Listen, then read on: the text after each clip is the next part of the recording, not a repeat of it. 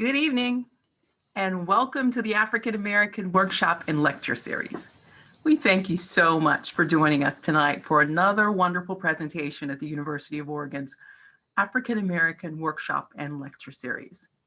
As you will recall, the series was one of the 12 demands of the Black Student Task Force.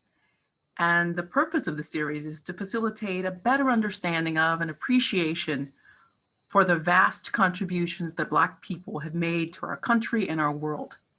Now, tonight's speaker is one of our own, award-winning author and nationally acclaimed bestseller, This Is My America, Kimberly Johnson, author, and Vice Provost at the University of Oregon. Without further ado, please join me in welcoming President Michael Schill, who will introduce our speaker.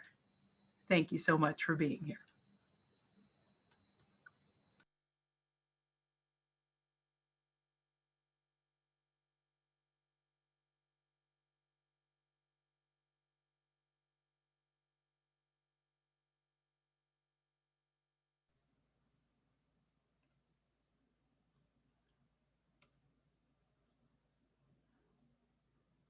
Good evening. I am really delighted tonight to welcome you to the African American Workshop and Lecture Series. I'm especially delighted. I really can't think of anything that excites me more than to welcome tonight's speaker, the University of Oregon's own Kimberly Johnson. Now, in addition to being a fierce advocate for social justice and equality, Kimberly has been a terrific leader of our advising efforts across campus and a mentor for our students, as well as our faculty and our staff. And next week, she'll be stepping into her new role as the Interim Vice Provost for Undergraduate Education and Student Success, our most important initiative at the University of Oregon. I'm grateful to have her leadership. I'm grateful to have her expertise in this position as we continue to address the impact of COVID-19 on our students. Now tonight, Kimberly will be discussing the inspirations for her best-selling young adult novel, This Is My America.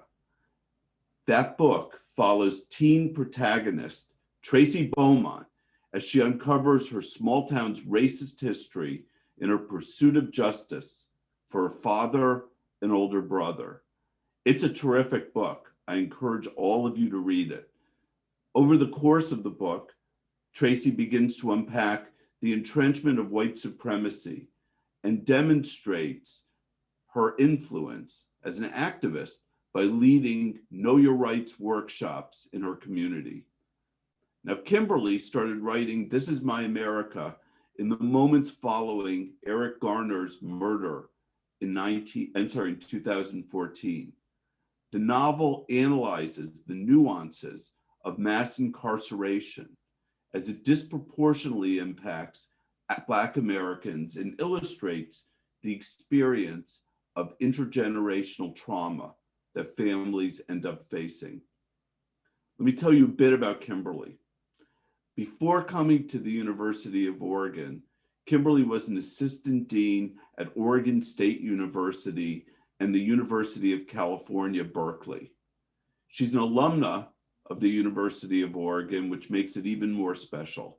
She has a bachelor's degree in ethnic studies, and then she earned her master's degree in college student personnel from the University of Maryland, College Park.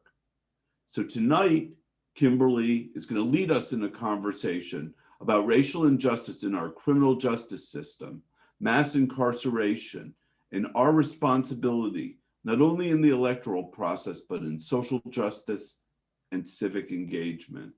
So please join me and welcome one of our own, Kimberly Johnson.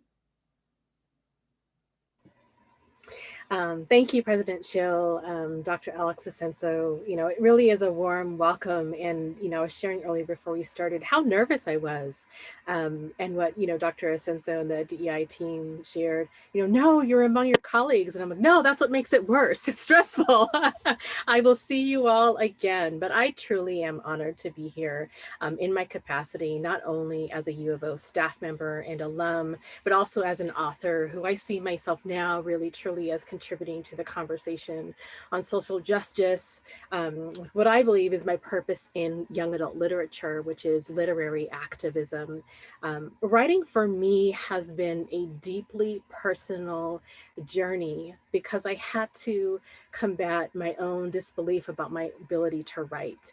It's something that I've struggled about. Was I good enough? And it has stopped me in many moments of my life in pursuing additional degrees or putting myself in different spaces because I didn't necessarily think that I could write of a particular quality. And much of that I do attribute to bias that I experienced as a young person and the ways in which my words weren't valued. And so to come to a place now where I'm sharing my work, not only with colleagues, but with students, but with the world, it truly does mean a lot to receive the recognition that I have. Dr. Asenso was the first person in the campus community to actually read my novel.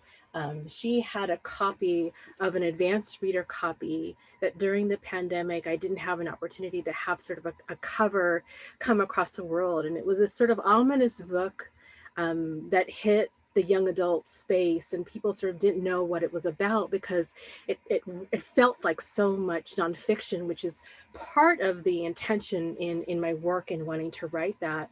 And after she read it and spoke with President Schill and offered me to be the African American Workshop speaker series speaker, I really truly still was overwhelmed with how do I talk about this work among my colleagues, and what can I actually contribute to the conversation. And it was a sort of the same sort of questioning that I had when I was asked to be the common reading speaker, which I honestly, when I was asked if I wanted to be considered, I declined because I felt, no, this moment is too big. Should it be me?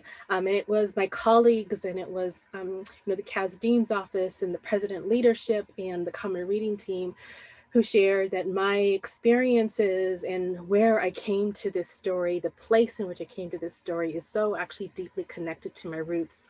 Having grown up in Eugene, having worked at the University of Oregon, and my years of experience working with young people and advocating for young people. And so I'm thankful. There's very few things I'm thankful for during this pandemic. It seems like it's just so difficult and challenging. But one of the bright sides that I can say is, while I have accepted to have my book sort of be known and seen around campus, I don't actually have to walk across across campus and see your faces and wonder, oh my goodness, did they read my book? What do they think about my book? Because writing is so deeply personal. When you write, you often don't interact a lot with readers who aren't interested in your work. Usually when you're doing a talk or an event, you're interacting with people who are sort of flocking. They want to hear your work, and having it so open across campus is something different. So I'm grateful that I don't have to walk in front of a podium and you see my shaking legs about my nervousness of talking with my colleagues and students and the larger campus community about my work. So tonight I plan to focus on particular themes around my work, my own personal experience, and how we're really all interconnected in this larger issue of resolving what I recently penned an essay for the Pacific Northwest Booksellers Association in the ceremony that be held tomorrow, The Untended Roots of America. I also want to spend a little bit of time on some of the themes and cover some topics around mass incarceration, policing, just as an opportunity for a foundation in this work. And there'll be a lot of time that I hope ask questions, although I do have a lot that I want to sort of get through and talk with you today. And in particular, what I really hope to cover with you all is just the vulnerability of putting yourself out there as a student, as a professional, as a colleague, to talk about issues that actually make people incredibly uncomfortable, and especially in a state that is incredibly uncomfortable with talking about race. But I think that we've all too known from what we've seen, especially in this past year, that is the only way that we can actually reckon with race in this country, is that all of us engage in these conversations and not those that are actually impacted by issues around either social justice, Black Lives Matter, or anti-racist sort of work that we are talking about. It is in more our common vernacular that we have. And so, my work, I'm going to cover a lot of these elements. I'll just, I'm going to share my screen with you all. And I'm sure someone will chat me if it's not showing up good, or someone will send me a text to just take a moment. So, as I accepted this talk, I'm still waiting for it to pop up. There it goes. Okay, hope you can see that. So, as I, accepted this talk about how far do you have to go for justice, it was right actually around the time period of the election. I was really wanting to cover these themes in knowing that there's so much more about civic engagement than actually casting a ballot. I thought it would be a timely way to highlight the sort of the vast hundreds of years in our country that will never truly change unless we do more than just fill out a ballot. It simply really is the bare minimum as a citizen. And, as our date changed and we started thinking about the best timing for me to do my talk connected to the Come to Reading and Black History Month, I started to think maybe it might be too hard of a topic for people to really be connected after such a long election season. But as the months went by, the continued need for prolonged action became so clear that that voice needed to be present. I realized, much like my novel, it will always be timely to discuss our role beyond the ballot. I'll begin with talking about the election of Barack Obama, our 44th president and our first Black president. Much of his election brought sentiments of the US reaching sort of this post-racial society where, we have sort of now finally reached that pinnacle and we've gone beyond race. And this was and I say our as the collective our, it wasn't sort of my own personal belief, but it was our biggest mistake as a country, that when we reached that moment from Obama's tenure, that he could actually be someone as one man to resolve something that he actually didn't create. And in fact, being the first Black man holding the highest position of power in our country that still hadn't dealt with race, that he couldn't resolve it, and he couldn't resolve it alone. And it's this disengagement of civic engagement that has put movements aside, has put progress aside, because we see it as it's someone else's problem now, and we can sort of get back to our lives. So all of those people who followed President Obama to flocking stadiums and making voter calls and putting signs on their cars and lawns to continue to push the agenda they wanted to see, they needed to be there still pushing for it. And that didn't happen in the way that could have actually helped President Obama move things forward. It's also the same exact thing that we need now in 2021 and beyond, is that all of those of you that are vocal and wanting to make positive change in this country, you have to be on the lines. You can't rely on other people to do this work. It's this complacency among the masses that also brought us Donald Trump. Not as the power one man can hold, but the power of an idea that has stirred our country since the creation of the United States, where white supremacy ideals and dog whistles that, when are left unaddressed, really stir up the racial ground in which bears our fruit in this country. From lack of moral decency of human life to unabashedly causing chaos for the sake of self-preservation, fueling white supremacy beliefs, to blatantly targeting Black and Brown communities that heavily lean in Democratic votes. But all of that, even with Donald Trump, those aren't new elements in our country. That was just a crack made more visible, and it's those untended roots that rose at the sight of daylight because we allowed space for it to exist. The right to vote has never just been given in this country. It is one that has always been fought for. From our foundation in 1776 with the right to vote for property owners, who at the time were mostly white male Protestants, to naturalized citizens in 1790 that were only for white immigrants, to the varying ways in which we've given the right or either threatened the right, excluded the right, or included, from whether that's the Chinese Exclusion Act, the Indian Naturalization Act, the 19th Amendment, the Civil Rights Act, that even with that, citizens who were eligible to vote still led with obstacles of poll taxes, literacy tests, or actually beating and arrest. And in some most extreme cases, the murdering of our citizens in their attempts to vote, all with the goal of voter disenfranchisement. And so if all of that hasn't convinced you, it still persists today. Whether it's redistricting, gerrymandering, establishing voter policies that benefit one party over the other, to voting centers within the same city that can have waiting lines of hours versus minutes in other communities, that push to address voter fraud issues, which have yet to be proven as massive problems, while there is evidence of voter suppression that continues. And so really what should be clear to all of us is that people wouldn't work so hard to suppress our vote if it wasn't important.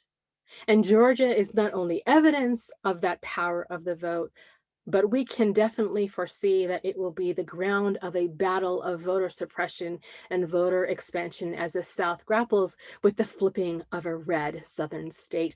Your vote is your voice. It can be used as a weapon as much as it can be used as wielding power. And voting and activism, for me, are two sides of the same coin. It's the voice of direction and dissent. It moves the power of people as true acts of civic engagement in society that go beyond the vote and actually shapes our nation. Actions that can define what we want our country to aspire to and uphold, to be who we say that we are. And our call as an institution of higher education is that we are also bound to not only enforcing the message of civic engagement, but as a public institution, educating our students for critical thinking and not only focusing on our disciplines, but the value of research, the acquisition of knowledge, and through it all learning not only how to operate in a diverse environment, but to prepare for a global society and to learn our history, not just in snippets or in 1 month, but to expand histories that have yet to be told. And so the greatest problem of our society have still yet to be resolved. And it truly is my hope, and I hope with my work that I've done, is to inspire the next generation to have anti-racist thinking and recognize their ability to dismantle systems of oppression and power for the larger society to thrive. My writing is my form of acting beyond the vote. It's my form of action beyond a ballot or a Black Lives Matter sign just staked in my lawn. It's activism that is in the absence of voting has still moved our country towards changing laws and policies. And through my novel is how I wanted to change the conversation. That's my framing of the importance of voting, and that acting beyond the vote doesn't just have to be about civic engagement in that way. I sort of have a broader perspective about, how I consider the ways that we actually can take action all year long-term big picture, rather than just one moment when you're sort of completing your ballot. A little bit about me. So I just want to sort of like pause with that framing to share who I am and how I'm here today to tell you more about my work, and not being just a representative of the University of Oregon, but through my own individual perspectives that so influenced my journey toward literary activism and my involvement in service organizations and mentorship, and being part of building organizations that allow advocacy and representation to live on in perpetuity. It's the thing that doesn't just happen for me in the 8 to 5, but the evenings and the weekends, the downtime. It's the things that make work on anti-racism not just actually part of my job, but actually part of my life, and where I would like to see more wholeheartedly embraced from our entire campus community. Um, Part of who I am is being fascinated by nuance, seeking understanding, and really navigating history and change, and how change is made. And I attribute much of that to being a third culture kid, and also what W.E.B. Du Bois calls double consciousness, which for me, I always thought of it as a triple consciousness for myself in navigating a world that, depending on the environment, that I could code switch between white and Black or communities of color, or being in a home where English was the only language I knew, yet my mother's tongue was something different. So for me, translating meanings and understandings and reading between the lines are just also not new for the Black community. In fact, it's been our survival, that constant awareness of it's something safe, a place that we can go, is it a safe person, a safe environment, and how we can actually navigate and change the ways in which we operate.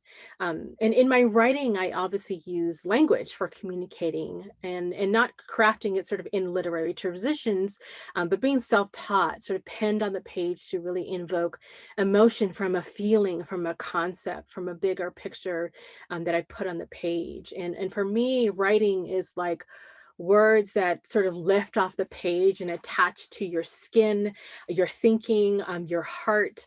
I also attribute to my love of music, that I feel is actually what taught me how to write and tell stories from an oratorial perspective, in the tradition of oratory storytelling, whether that was introduction of oratory storytelling or the introduction of rap music, that to me at the time as a young person sort of growing into my known, I was able to see how people can be bold, in your face, and quite frankly, unapologetic.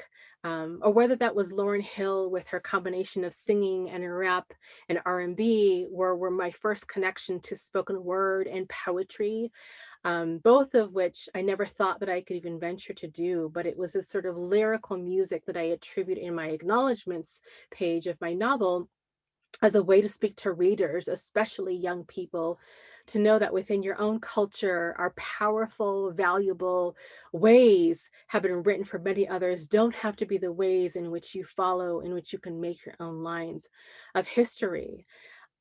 And so, my engagement, I'm a sister. I have two other sisters that went to the University of Oregon. I grew up and went to North Eugene High School. That bottom black and white photo is the Multicultural Club, where I was a member for many years and a president, where we were doing activism, and we didn't have enough diversity to sort of have identity-based specific groups. We just had sort of like one larger group. To my activism in high school in the bottom left, at the many years of conferences that I attended nationally through the NAACP as a youth president and activist, where I was inspired by how to lead in spaces that I felt like I didn't have a voice, whether that was something locally of an issue or whether it was a national issue that I was focused on. To the picture at the top left, which is an image of Black Student Union directors over the years who attended the university's Black Alumni Network first alumni reunion, which I was an inaugural board member of, in a time period where I was really wanting to provide advocacy and work outside of the University of Oregon, but adjacent to the University of Oregon. To in the middle, my involvement with Alpha Kappa Alpha sorority, where I not only was a member, but also the graduate advisor here on campus. All of that taught me who I am and how to be confident, and how to lead and connect to other people for unified work around the work of social justice and service, and building organizations.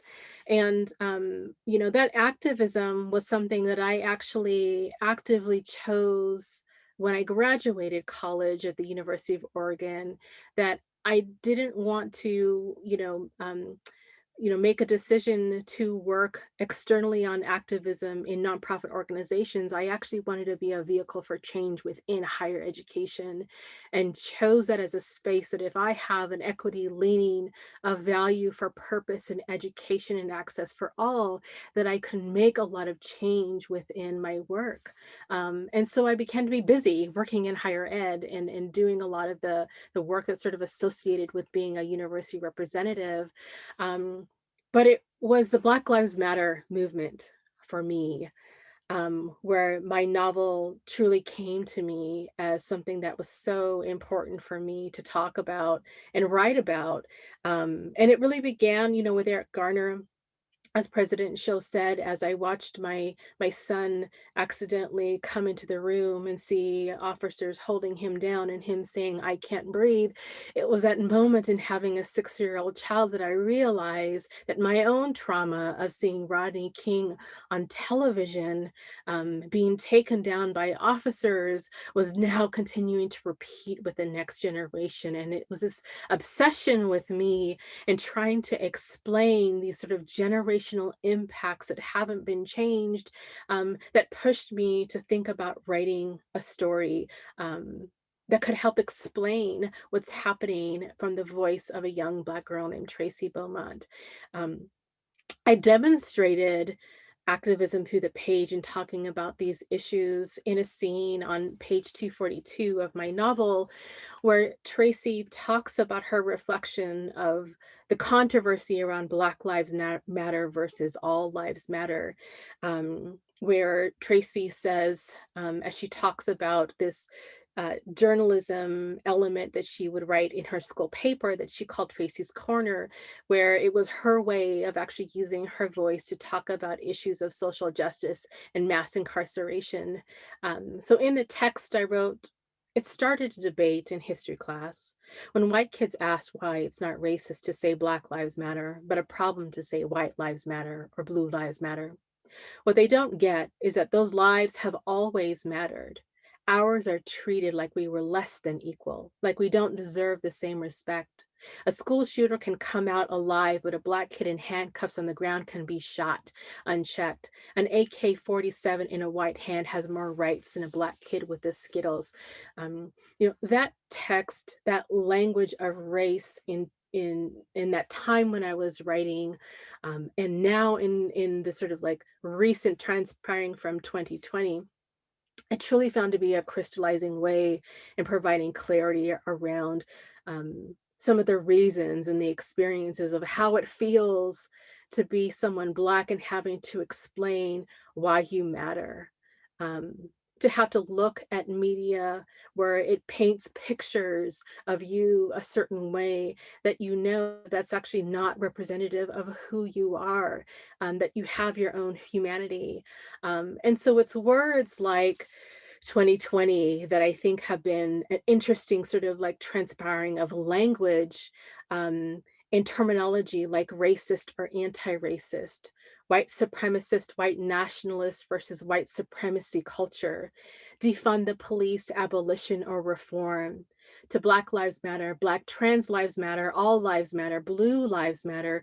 These constructs all have specific meaning and purposes that have a way of either coded language or meaning to different people and purposes, of not forgetting one community or in its creation of all lives matter as a sort of false argument to what Black Lives Matter or Black trans lives matter is trying to say, or even blue lives matter, which I think what we've really learned from witnessing the insurrection at the Capitol was never about blue lives matter, but it was about being anti-Black, as those that had been so vocal on the need to explain away Black Lives Matter had no qualms about putting officers in harm's way, to having since passed on that day.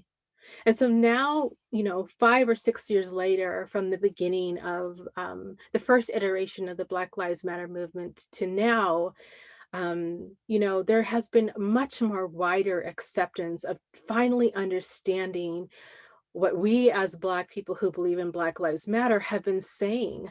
But it took series of deaths to open this conversation up more publicly. It had to be caught and still is in this larger conversation on addressing racism. And I think it's important that we call that out and we say that.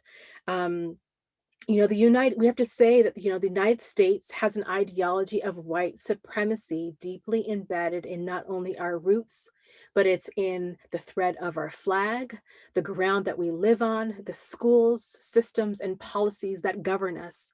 From our origins as a country, killing indigenous and native people and labeling them savages in order to create a superiority to absolve the guilt of what should have been considered treacherous, heinous, a genocide of a group of people who resided on this land since at least as long as 1500 BC. We have a hard time in this country stating just that the colonization of the country and manifest destiny is embedded in our culture. And for us to move through healing, it's imperative that we acknowledge how we became who we are, the collective we as a country. And we still have to rely on social media, which I think is very painful for the Black community, that video footage on repeat to very visceral images of Black people being murdered at the hands of the very people that should be protecting them. It is this brutal violence that we all witnessed in 2020 with George Floyd on the ground with police issued boot, knee in his neck for 8 minutes and 46 seconds. And it was the pandemic that forced people to stop and pay attention again. This was the same for Emmett Till's beautiful young life being taken at a claim for something that never occurred. And it caused his mother to make a painful sacrifice of sharing with the world pictures of the aftermath of his murder. And each time there was a new video, one that we've gotten access to because phones are so readily accessible to document this, another human still has to be presented as evidence to there being a problem, as evidence to talking about Black Lives Matter. And it's these images that devalue Black lives in this country in this way. Because as Black people, apparently to be fully recognized with all our humanity, amenable rights, and privileges, we must die. It is these untended roots of slavery in our country where Black bodies were just that, bodies to be used for the goods of someone else's advantage, someone superior, because if you are just a body, a minstrel, not allowed to read, given scraps, then you are less than, then you could never be a full man. You would always be a third. And so it is with this larger picture of not just police brutality, but these unintended roots that I truly wanted to address in my novel and allow space for conversation, a space for representation, a space for understanding. In addition to all that was going on in the world, I was also highly inspired by the activism of our students. I saw myself in them. When you've been involved in using your voice, that doesn't go away because you're grown. That voice stays with you and it grows. And sometimes it's tired, and sometimes it sort of is reflected of the world that you knew before, and you aren't able to utilize a radical imagination of all that is possible. It was our students who I was really inspired by, because they reminded me of how much my voice can be so powerful, how much their voice can be powerful. And so when I was writing in 2015 and 2016, I was witnessing all of these young people on this campus use their voice with assertiveness, mobilizing in a unified call for Black Lives Matter. And while I worked through, my position in my role to support and advocate on various aspects with what they were demanding or what they were wanting, I, as someone who has worked within and for organizations that are movement driven outside of the institution, where I'm uniting and pulling people together, working for a common purpose, I felt my voice was stuck in the confines of an institution. I felt that my work on this area was limited. Um, Within my state, that I still needed to address these issues, not just in Eugene, not just in the state of Oregon, but beyond that. And I felt physically handcuffed, paralyzed to not being able to make as large an impact to address these issues of Black Lives Matter, and feeling like I was truly screaming internally to fill the void because there was so much more that was needing to be done. But I was one person with an already full plate, but still wanting to independently work on my own form of activism with my own control of how I wanted to represent and focus on these issues. And it was the same call of activism I have felt my entire life, that my purpose was to make significant change in this world. And at the time, one university in which the systems and structures and budgets and management responsibilities and the day to day, I felt out of control. I felt limited in my ability to freely explore my voice and use my voice. And I was searching for free abandonment of those responsibilities so that I could use my voice, not afforded to me as a staff member, but as a free citizen who wants a new future for my own children. And so I felt really restricted in my role and wanted to have an opportunity to use my own radical imagination of what Black freedom and liberation looks like for me, without the expectations from anyone else. And this is what really pushed me and the need to create something all on my own, with my own lived experiences, because I have been a student of these issues. I have lived these issues, and it all makes it equally an issue of mine. And so I felt compelled to write, and I found purpose with writing something that I felt that could touch the world, knowing that I know I didn't have all of the answers, but I could provide a story that felt unflinching and honest and raw and could bridge a conversation about all the themes that I covered in my novel. And I also knew that it could be something that people could agree or disagree with what I wrote or want a different approach, but I was bearing witness for myself to share with the world and to add to the literature that could live on and could inspire other works of literary activism. And so when I think about how to act beyond the vote, what we each can contribute to this anti-racist and social justice work is taking that moment of feeling overwhelmed by the challenge, but still committing to make change in whatever form you're most able to do. There is so much to engage in this work, but in order to make change, we really have to focus on the long haul, the everyday hard work that it requires, and what you personally can bring to this work. It cannot be the burden of Black people to state Black Lives Matter. It could not be our sole burden. There is so much invisible work happening on this campus because of this fact, and still also having to deal with the daily impacts of their own personal experience, my own personal experience of worry every time I get in my car and ride to school to drop my kids off and go into work, going to the store about what kind of interaction. I carry that worry and burden with myself on top of all of the experiences about being a professional, in a setting that's educating our future leaders, future thinkers, and future educators.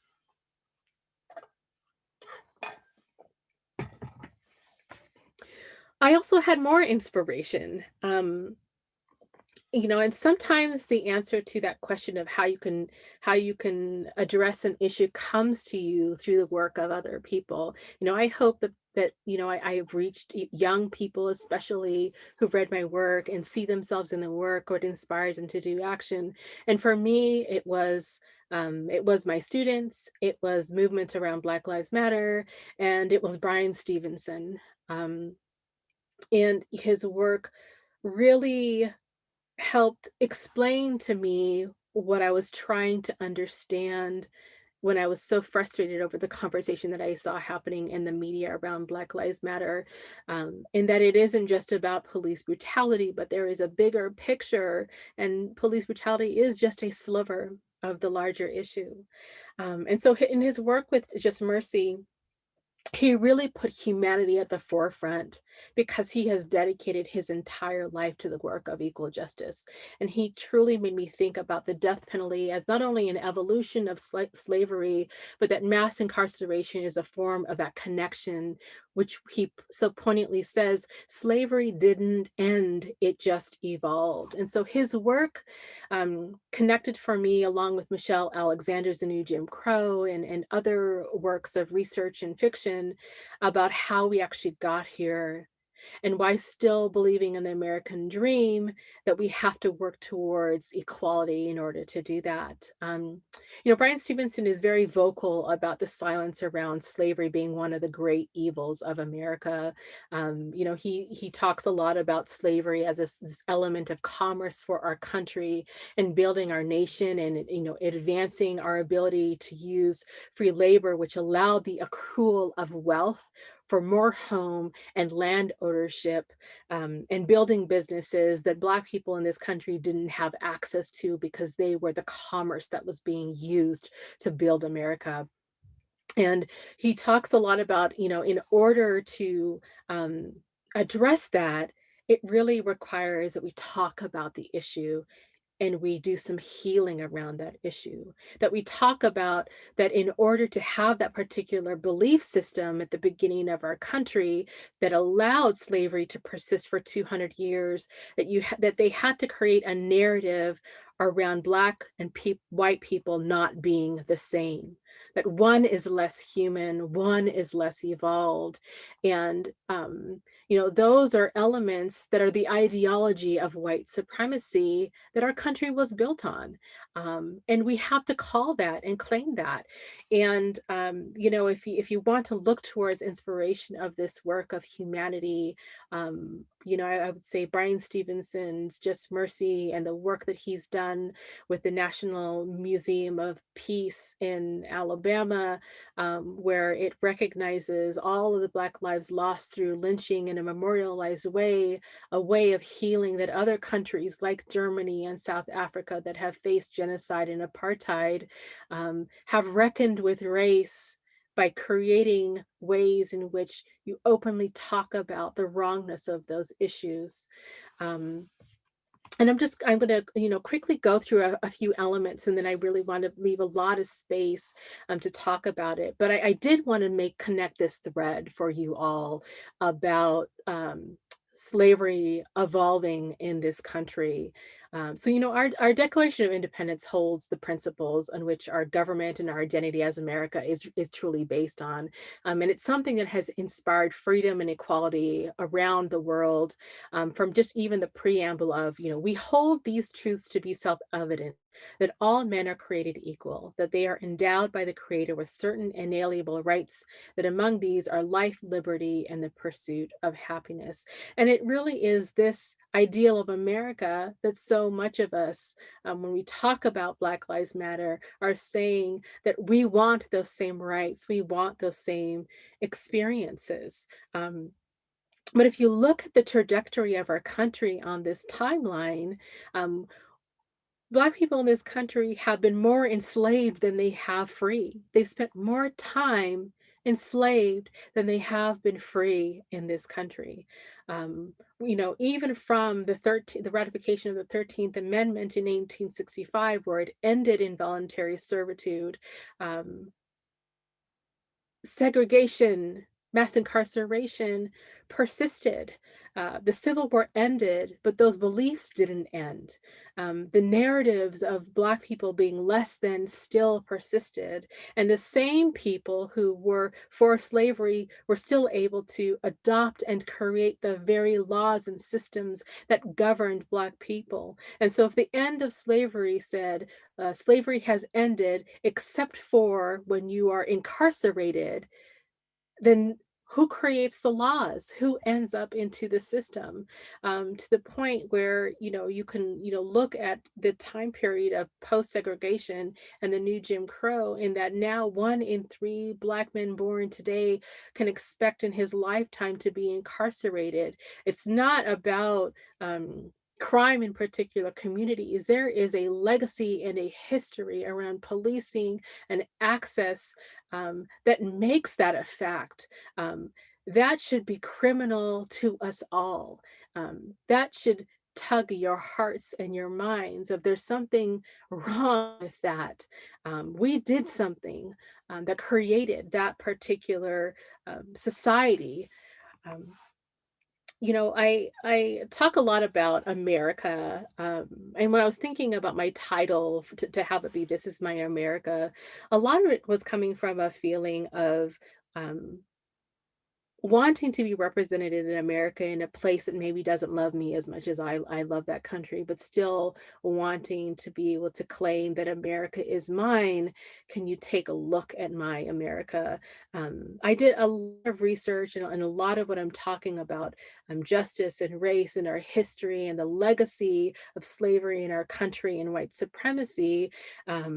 When you're writing a young adult literature book, you don't want all of those elements to be in the story on every single page. You can do that with nonfiction, you could do that with history books, but you can create these moments within a novel where going beyond the character and the experiences that they're having, where they're expressing their frustration and how they feel.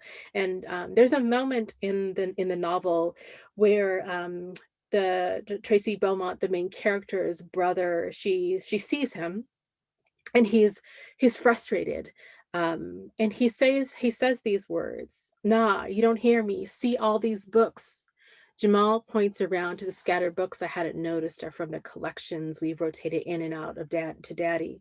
W.E.B. Du Bois, James Baldwin, Thurgood Marshall, Michelle Alexander, Ta-Nehisi Coates, then a week's worth of newspapers. They all say the same thing over and over again. It doesn't matter when they were written. The laws might change. The systems might look different. All these books say what the problem is, working 10 times harder to get half. Seems to me all the blood that's been spilled ain't our debt, but we paying it over and over again. And the world acts like there's something wrong with us. They hate us so damn much. Jamal's voice is cracking, desperate words that have been suffocating him. 400 years and we still ain't American to them, T. All that blood, we built America. Black labor built the greatest nation in the world for free. They ripped us from our family then, and they do it again with new laws disguised as change. I'll be in prison doing that labor for free. And it's elements like this when you can utilize literary activism to tell stories, where you can bridge what I've talked about for the last 20, 25 minutes, maybe longer, I'm not sure, is you can bridge that in a very brief paragraph where you've already started to care about a particular character and what they're about, and have them express to you what has been so difficult for people to receive when we talk about Black Lives Matter, and having to explain and feeling like after hundreds and hundreds of years, things aren't happening the way that they should still be happening. We shouldn't have to fight so hard. As I close out to really open up, I wanted to talk a little bit about some themes that come up when I talk to people about my work, or they critique it because they are fearful that I'm dismantling and devaluing police, and that my novel can take away something that people are needed. And I really wanted to emphasize that my narrative can never be as powerful as the narrative that we see on media and television every single day. We are a culture that is obsessed with policing.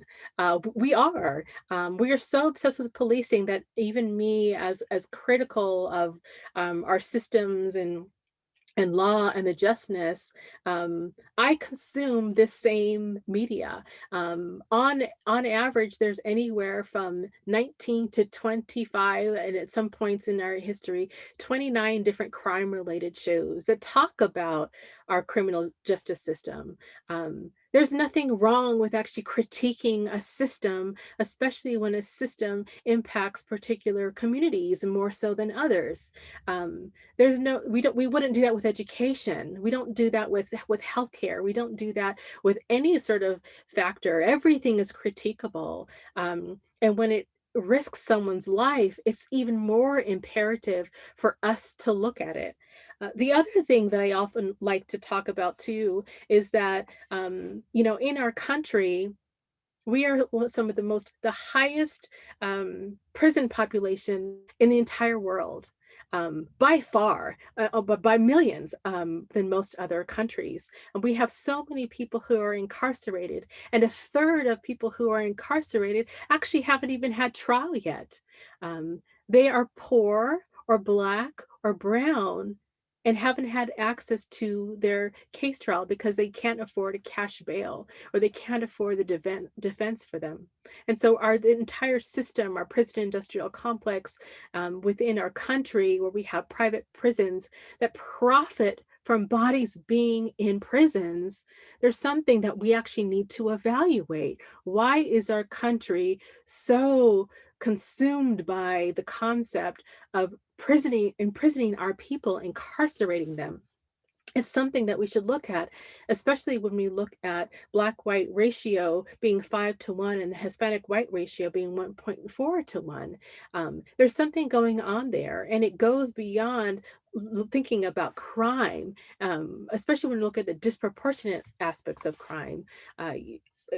Within my work, at the back of my book, for those of you that have it, I have an author's note that really breaks down a lot of this information in terms of disproportionate impact of sentencing, which is another significant piece when we talk about critiquing our system, that even if the system was just and fair, then we wouldn't be able to look at states that if they have a Black person and a white person put up with the same crime and the same background, that someone who was Black is much more likely to do more time. Someone who was Black is much more likely to actually get the death penalty versus someone who's not. And with all these issues of race, we have to look at the fact that 95% of prosecutors in the US are white. They're the ones that actually make the decision about how much time do you want to sort of set up as a sentencing, or who to actually prosecute, or even access to information. Over 90% of cases that go to trial are settled with a plea deal. And if you look at those cases, and in particular looking at if those of you that have watched When They See Us, but looking at the exonerated 5 and the 5 gentlemen, the threat of either doing time or deciding whether or not they want to sort of take the chance when they've seen their community be beaten day after day with the courts, of being looked at as guilty because of their race and their background or where they came from. We have to look at that. We have to critique that. We can't put people away and not address what might be going the underlying issues. We have to look at the difference between, who is treated differently in certain different environments. And I know I'm kind of going over time, so I won't go into detail on this, but the disparate impact that it has in particular communities, and who gets welcomed in and who doesn't. As a country, there's a race issue that's going on. We have to look at that. The last that, I really want to sort of leave it off before we go to question is that when I talk about policing, in my work, or when I publicly talk about policing, I actually don't focus on just police. I think police are one element. Our country has always policed Black people in this country. Policed as in terms of not even officers of the law, but people who say where you should and shouldn't be, where you should and shouldn't go, whether that was slave patrols with posters that were out, that anyone could pull someone aside and question their being, if they were free or not. It took the National Guard to have Ruby Bridges, a 6-year-old girl, go into school because the people around her weren't allowing her to do that. This picture of the KKK, that's an image from Portland, Oregon, of the connection of policing who, generally they're considered Ku Klux Klan. There might be members of people who are officers, but they're doing their own policing. The signage, sundown towns around the country that told people if you were Black to leave before sundown, or you actually could risk your life or be arrested. It wasn't just officers doing that, it was people policing that. And these images on the right, the barbecue Beckys and people who, question someone's presence about being in a particular space, whether they're selling cookies or they're in a dog park, they're using their place as a citizen against someone who is Black. And the policing and thinking about policing, I think that actually is all of our responsibility, because a lot of officers who are responding to a crime, someone called them.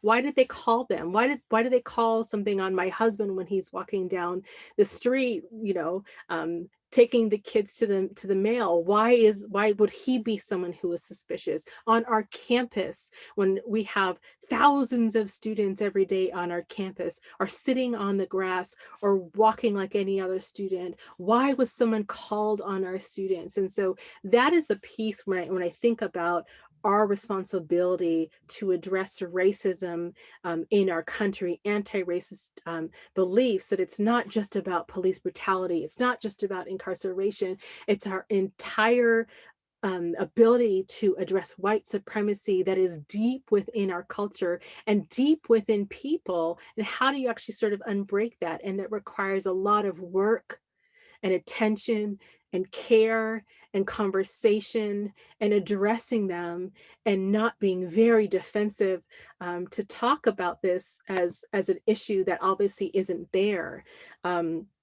So I've talked about a lot. I tend to be a very long-winded person. My book has a ton of themes. I really wanted to just talk about a lot of these elements that I think are in my day-to-day conversations that I have with people when I talk about my book and my work in Black Lives Matter. And I'm really excited to see what questions that you have for me.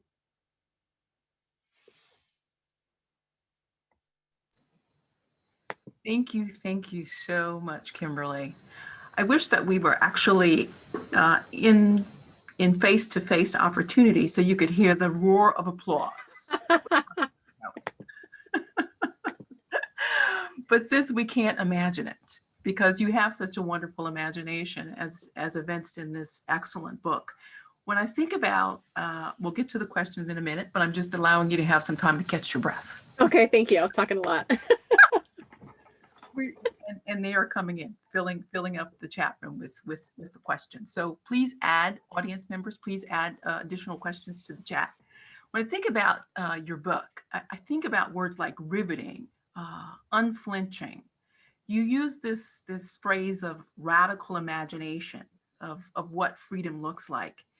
For me, and I think for many others who've expressed sort of admiration for your book, one of the things that comes out is this notion of you telling a story that really honors and lifts up the voices and sharing the strength of the Black community. And you do it in such a profound way. And so thank you for doing that. In terms of the first question, are you ready to get started now? I guess let's go. All right. The first question is about the national specter of mass incarceration. And you've given such a passionate overview, sort of linking that from slavery on to the present. When we think about it, right, mass incarceration is really a national problem. And yet you picked a particular locale for this work. Could you tell us more about your selection of geography and why that is important in this particular work? Yeah, great. Love to talk about this. Because my book deals with a lot of the things around death penalty. I really wanted to select a state that has been in the media a lot around death penalty, but not necessarily what I call picking on a particular state.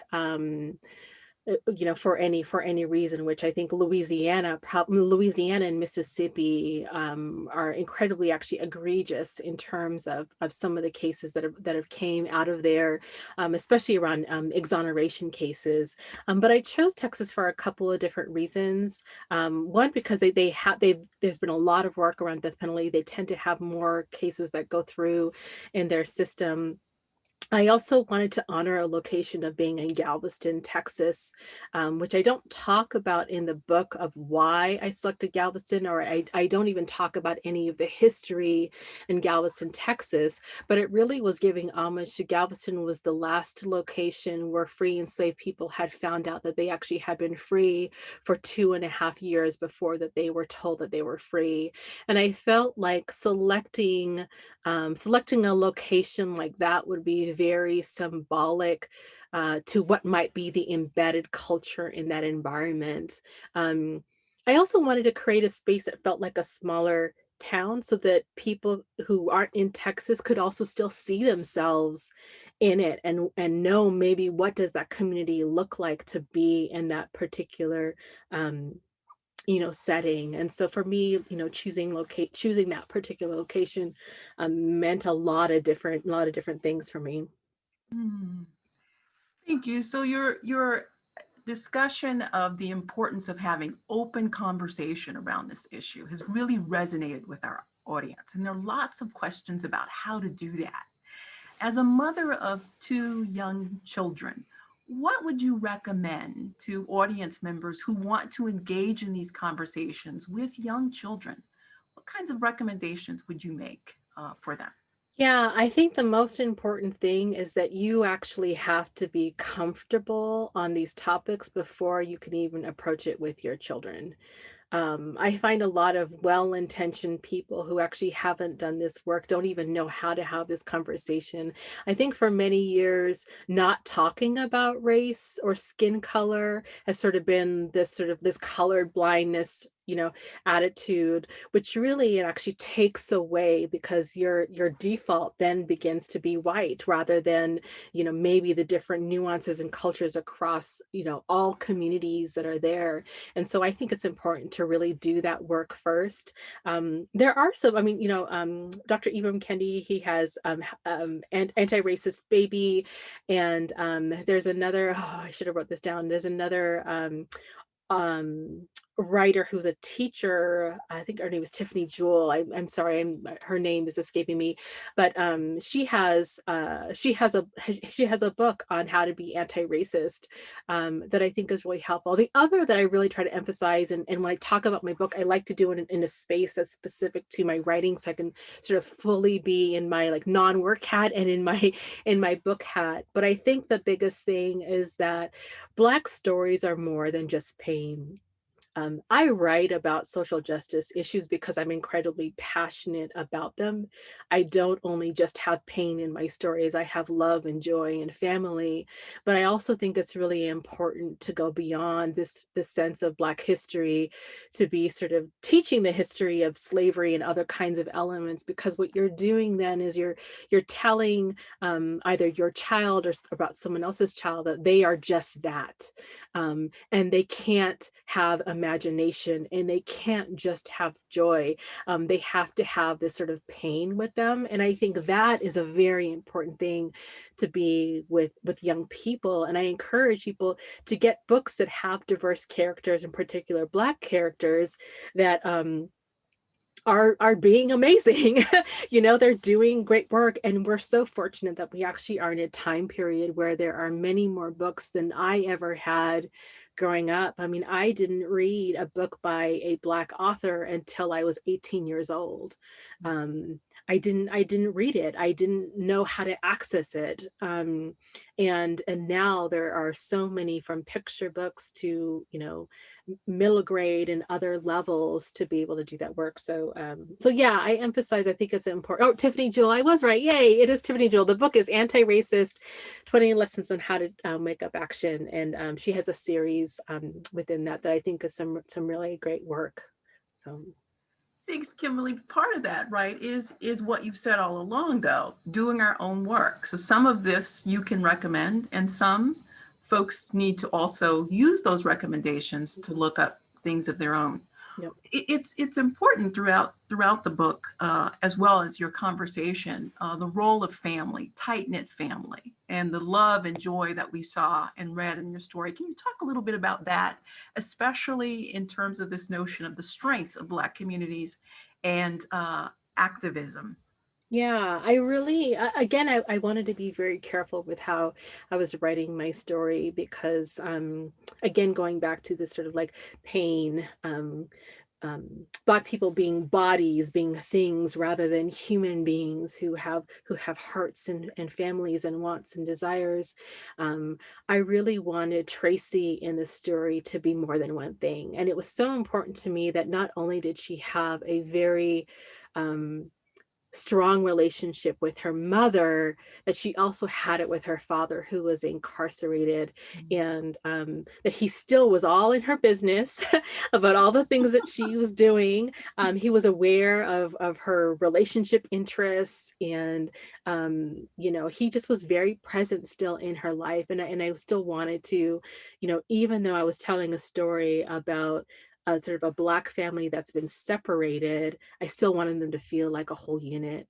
And I also wanted to, have a younger sister. I think for me, it's sort of like I had my children, and I think I was thinking about them when I was writing. And so the character Corinne, she sort of was that character where I wanted people to care about her, I don't want her to have to grow up with the same issues that Tracy was dealing with in her story, or Jamal, and can we build a better future for her? And so I wanted those quiet moments, those silly moments, the things that sort of can break up those painful moments where there's a lot of laughter, quick, dialogue, that I think, helps soften characters, and connect especially young readers, so they could actually see themselves in the relationships, to see that they actually can be very similar to characters, even if they have different experiences as them. Hmm. So speaking of characters and kids, one of our audience members wants to learn more about what you mean about third culture kid. What does that mean? And Yeah, and I mean, there's lots of different, like, sort of like terminology about, having lived in different places. And my mother is African, from Zambia, and I was born there, but all me and my siblings came when we were like 3 and 5 years old. And so I actually don't have a memory of my life growing up there, and I don't speak the language. And when my mom moved to Eugene, there was such a community. We were within the Black community, and so that's who I was raised with. That's sort of like, my identity. And it's sort of living in this liminal space of identity where you're not quite, you're either not this or you're not that. And for me, I think that take time to sort of understand my own identity, and how I think to adapt and understand cultural differences, that might be there. How do you use language? How do you communicate? And I think especially probably the biggest influence for me is growing up in Eugene, having a majority white community, and how do I navigate that for survival purposes, and not wanting to be isolated. So how do I make connections with people who are different than me? Which is why I think I'm so incredibly passionate about this is everybody's work, because I feel that I have had to do a lot of work, to find connections and see myself in other communities and other works, because I wasn't represented. And I know that if I can do that, that everyone can do that and lean across the way, and then find those human connections. Hmm. It's interesting that you make that comment about being new to communities. One of the questions asks about the role of students in anti-racist work. And given the newness of students, especially Black students coming to this community, what ties or connections might you make between anti-racist work of students on the one hand and welcoming newcomers, and obviously anything beyond that as well? Yeah, maybe I'm not sure if I'm catching all of the uh, Yeah, that question had too much in it. So let me try it again. okay, sorry. So the students are interested in how are they to function in an anti-racist way on campus? Hmm. That's one question. Mhm. And the other question is, how do you do that within the context of welcoming others to a community in which they've not yet been accustomed to?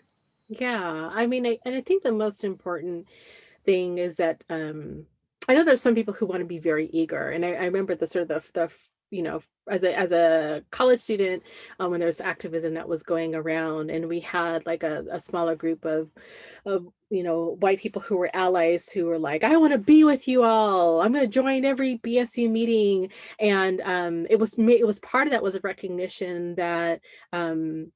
Who was benefiting from that particular experience? Yes, you were using your voice, but maybe those students actually wanted a space where they could be free and who they wanted to be. And so, I think that there's this balance. I think as a student, there's a lot of really simple ways that you actually are much more open than I think as you get older people are. The biggest thing that I see, especially working with a lot of minoritized communities, is how they feel in the classroom when they might be the one of only or very few of only, and how their classmates actually accept and greet and treat them. How welcoming are you to invite someone to be in your study group? What assumptions do you have about whether or not that they want to be there? And I find a lot of our students of color feel isolated in the classroom, and there isn't a structure for them to actually pinpoint that. It's not forced grouping from the instructor or the faculty member that makes sure that everyone is sort of in a study group or working together, or if you miss a class, that you know that you have someone that you can ask. That's not facilitated. That all is relationships that occur in the classroom. And so I think that experience in the classroom setting is actually so pivotal to our students' success for them to be able to be accepted. And I think that's an easy solution for students to pay attention to. How am I treating and how welcoming am I to students who are experiencing the world in a very different way? We have events all year long. I mean, obviously there's a pandemic, but events are still happening. There's cultural events and fun nights and all kinds of things, and I think that students actually have the biggest benefit to engage and attend and make friends beyond the area. A lot of that actually can occur in the residence halls. In your first year, you're sort of forced to live with people that you don't actually know, and making friends. And so how do you sort of expand that? And there's all kinds of ways. I mean, students, you actually have it all with you. You can take classes here. You can go to lectures. You can, open up your sort of like welcoming to the different pieces. And I would say actually, even staff and faculty, you might not have the same access to take a bunch of classes because you're working or you're teaching, but we have so many lectures and so many activities that having been someone who supports a lot of our students, I see you all the time, Dr. Senso, and other colleagues, that we actually go to the students' events in the evening, and usually there's actually not that much staff or faculty who attend. Um, and it's a lot to ask of a handful or a dozen staff and faculty of color to attend every single event that students have. But if the larger campus community knows that it's a way for them to show their support of students, and you can hear directly from the students about their experiences, there actually is no better learning way to do that, being open in that way. your passion and love for the university is really palpable. And so that might be the answer to this next question, which is what brought you back to Eugene? So that's the first question. But coming up are a few other questions, and they are burning. So we're gonna keep you. All right. Okay. Okay. Yeah, be honest, I didn't want to come back to Eugene. I'm a very honest person. I don't hide anything. My husband, his family actually originally grew up in Eugene, but he grew up in Oakland in the Bay Area, and he lived there for 30 plus years of his life. And he just really got tired of living in the Bay Area. And so when we were looking to relocate, he'd gotten a job in Eugene or in Oregon, and was like, "You want to go?" I was like, "I guess." But it actually was the best decision that I could have ever made, honestly. Coming back as an adult, I had had enough time away to experience other universities, working in other places. I was able to raise my family in a place that was much slower than the city experience that I was when I was living in Oakland and Richmond. And I do feel like I'm really connected to the community. And for me, I feel like I can do so much more for my community than I would have been able to do living in another city. So that's really what brought me back, was my husband. But then after I was working at Oregon State University, there was an opportunity at U of O, and I knew that I wanted to come back and I wanted to be in the space and continue to support and serve the community that raised me. Wow. Well, we are going to help you then you're going to help us by getting through the next set of questions. There are lots coming in. But, okay, I'll try to be sure. Right. I'm long-winded. I'm sorry. I talk a lot. You're doing fine, Kimberly. So here's a question from a philosopher here on our campus. And I'm going to read it because she always asks such good questions, and they're well written. So, I'm hoping you can talk more about the meaning in these two hats: UO administrator and writer activist. What has it shown you about the limits and opportunities of a higher education institution since writing the book? What has it shown you about the possibilities of literature? Are one of these hats more engaging or activating for anti-racist work than the other? And what might that mean for how these spaces are constructed? Yeah, I've really sort of recognized my feeling about where do I actually feel full and free to be who I am. And I think that that's really in any sort of work environment, because people don't hire me to do like whatever I want to do, right? There is a job description. I think oftentimes when I was a student, I actually didn't recognize, when I interacted with staff and faculty, that they have expectations of things that they do that require their employment at the institution. And I think that like, if a student can understand that, you might see why it actually is very difficult and maybe difficult to understand why I was saying I felt very restricted and handcuffed, honestly, to be as free, because I am a leader. I supervise multiple units. I have the day-to-day needs of all of the students that are happening on campus, and really trying to figure out how to balance it and prioritize my time and where to put that energy. We really are restricted. I can't just be full free as a student to be like, okay, today I'm going to decide that I'm going to do these things, and then I'm going to do something else, and I still expect to be employed. Like, that's just not going to happen. That's being very honest. And so I just felt like I still had to balance this piece of professionalism. And if you use so much activism in your work, that there's this sort of like balance of how people will view your decision making. Are you making decisions based on these political activities, or are they sound decisions? I think that that's a constant, especially for staff of color and Black staff and faculty, that they really have to balance that nuance. I found with that's the reason why, though, I chose higher ed, was because I understood activism and the needs that happen and how I could create equity for our students if you have like-minded people working on that work and actually in the room to talk about those things, so that as policies and things are developed, you have those voice. And so for me, it actually is something that I truly value. I see my purpose. I'm supposed to do this work in higher ed. In writing, the door is wide open though. It's complete freedom. There's care and caution, especially writing for young adults in the work that I do.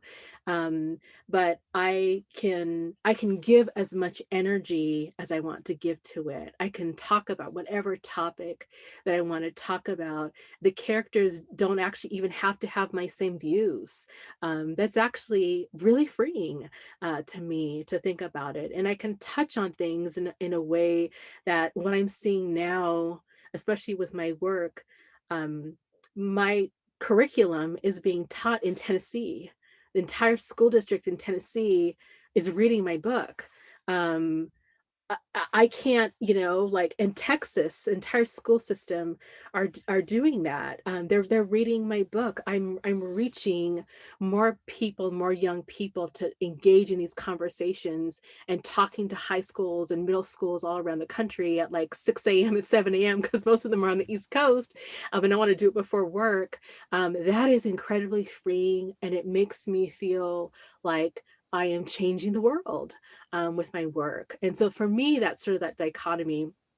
I think the challenge that I have now is, now that I'm talking about these issues, is that people want, especially in Oregon, people want people to talk about these issues. And so, people will want to probably email me and ask for me to come speak.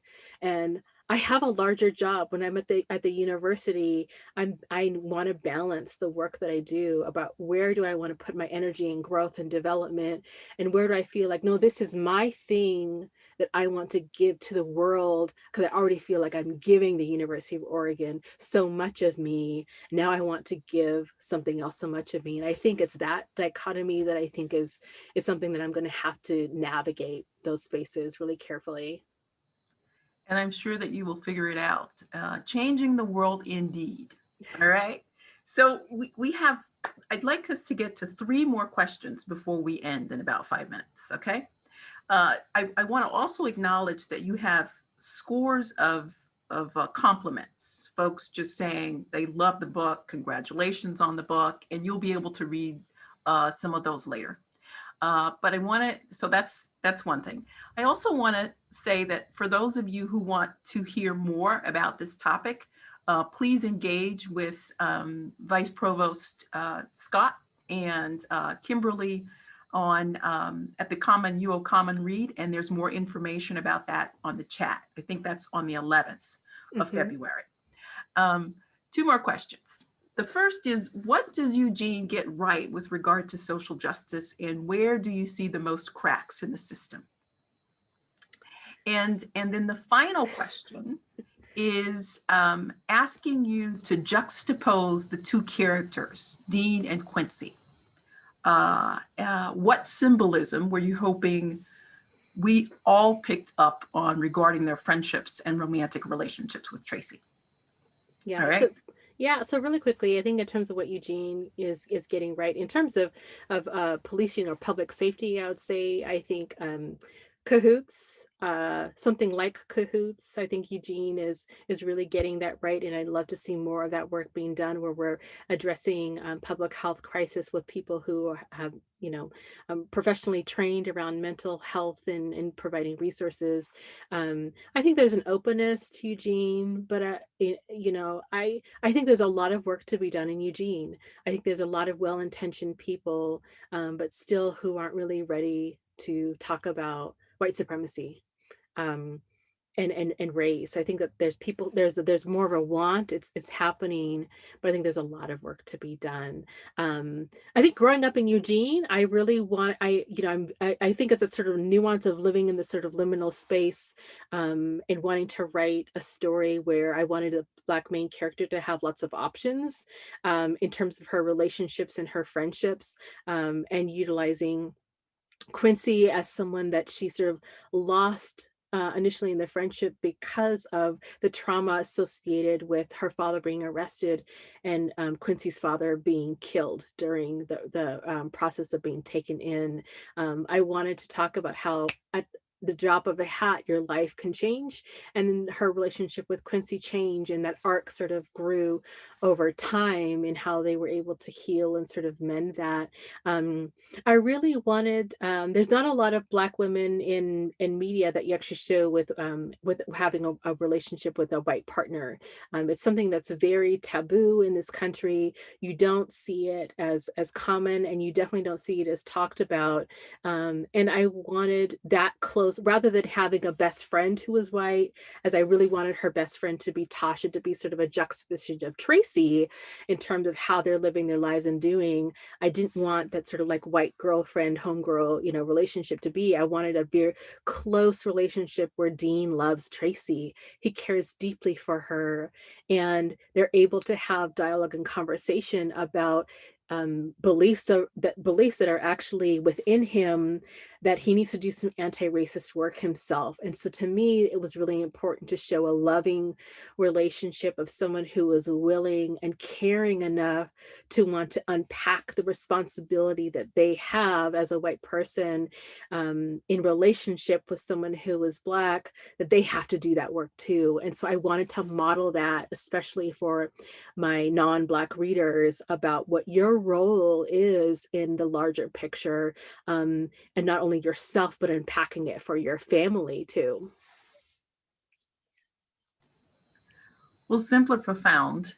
And we thank you so much, Kimberly, for sharing so passionately and authentically with us your motivations for the book, and for sharing with our audience your responses to their questions. We appreciate it.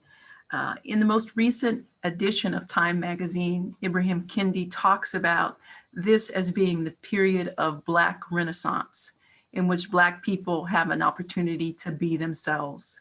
Thank you so much for writing in a way that shows our authentic selves and celebrates that as well.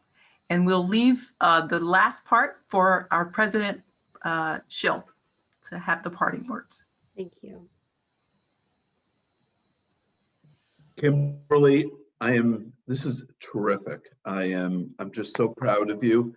And this series, Yvette, that you are largely responsible for putting this thing together. It just gets better and better with every speaker. And you've set a really high mark. And I just feel so grateful that you're there for us and for our students. And I look forward to working with you in your new role.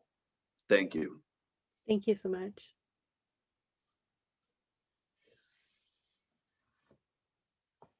Good night, everybody. Thank you. Good night. Good night.